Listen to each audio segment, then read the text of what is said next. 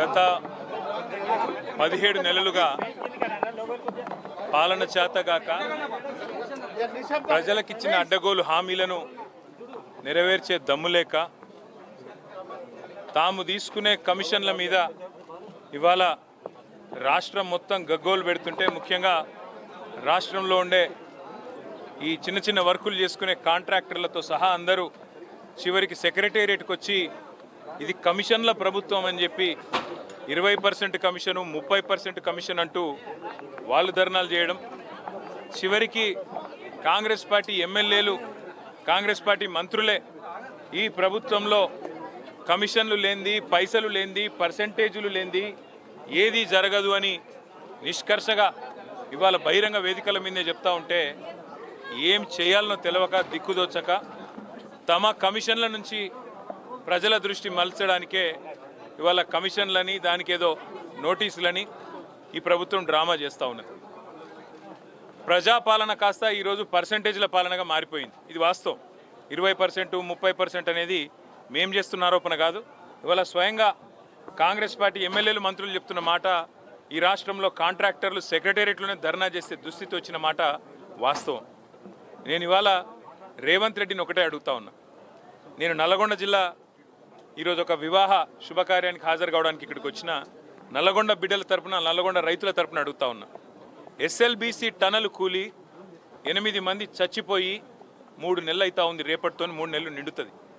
ఇంకో ప్రభుత్వంలో సమర్థుడైన ముఖ్యమంత్రి ఉంటే మంగళగ్రహం నుంచి కూడా ఈ పాటికే తిరిగి మనుషులు అక్కడికి ఎక్కువపోయి ఉంటే ఆడికెళ్ళి తెచ్చేటోళ్ళు. సమర్థవంతమైన ప్రభుత్వం ఉంటే చేసే పని గది. కానీ 3 నెలలు అయితే అసలు ఎస్ఎల్బీసీ టన్నెలు మీ కమిషన్ల ఆరాటంతో, మీ కక్కుర్తితోని ఏదైతే కూలిపోయిందో ఇంతవరకు అందులోంచి శవాలను కనీసం తీసే దమ్ము లేదు. కనీసం ఆ పనుల విషయంలో ఏం జరిగిందో చెప్పే పరిస్థితి లేదు. అదేవిధంగా సుంకిశాల రిటైనింగ్ వాల్ కూలిపోయింది.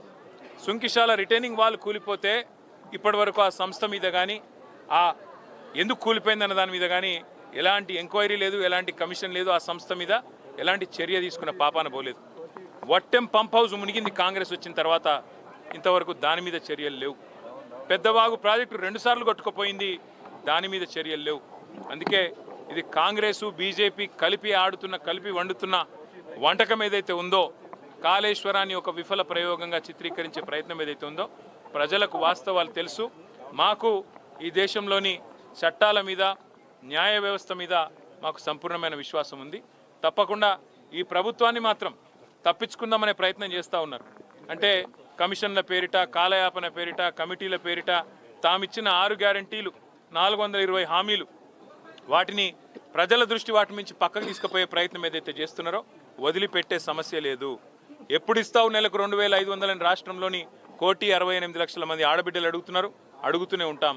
అట్లాగే ఎప్పుడు ఇస్తావు తులం బంగారం అని ఇవాళ పెళ్లిళ్లలో ఉండే ఆడబిడ్డల తల్లిదండ్రులు అడుగుతున్నారు, వదిలిపెట్టాం. ఎప్పుడు ఇస్తావు 4,000 పెన్షన్ అని చెప్పి ఇవాళ రాష్ట్రంలోని పెద్ద మనుషులు అడుగుతున్నారు, వాళ్ళ తరపున అడుగుతూనే ఉంటాం.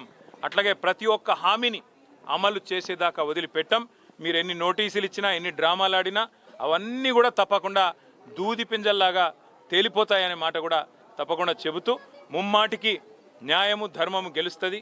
ముమ్మాటికి తెలంగాణకు మేలు చేసిన వాళ్ళని ఆ దేవుడు కాపాడతాడు. మీరు ఎన్ని చిల్లర ప్రయత్నాలు చేసినా, వచ్చి 17 నెలల నుంచి మీరు చేస్తూనే అన్ని చిల్లర ప్రయత్నాలే. ఈ కమిషన్ అని, ఆ కమిషన్ అని, ఈ ఎంక్వైరీ అని, ఆ ఎంక్వైరీ అని. అందుకే నేను చెప్పేది, ఈ 3D మంత్రం ఎక్కువ రోజులు నడవదు. ఈ డిసెప్షన్, డిస్ట్రాక్షన్ అనే మీ ఆలోచన ఏదైతే ఉందో ఎక్కువ రోజులు నడవదు. తప్పకుండా తెలంగాణ ప్రజలు తిరగబడే రోజు కూడా వస్తుంది. మిమ్మాటికి రేవంత్ రెడ్డి ప్రభుత్వానికి, స్కామ్ గ్రేస్ ప్రభుత్వానికి తప్పకుండా బుద్ధి చెప్తారనే మాట కూడా నేను తెలియజేస్తాను.